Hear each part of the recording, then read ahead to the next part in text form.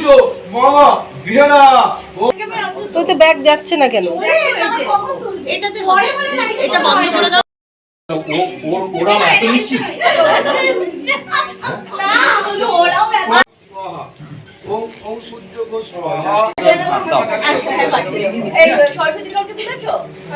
এবার দেখো আমরা সব রয়েছি জ্যান্ত সরস্বতী। এই বাবা নিজে বলছি, মানে আগে খুব বলতো ছেলেরা যে জ্যান্ত সরস্বতী হেঁটে চলে বেড়াচ্ছে, ওই জন্যই দেখো আমরা সবাই রয়েছি, সবাই জ্যান্ত সরস্বতী। আমরা সরস্বতী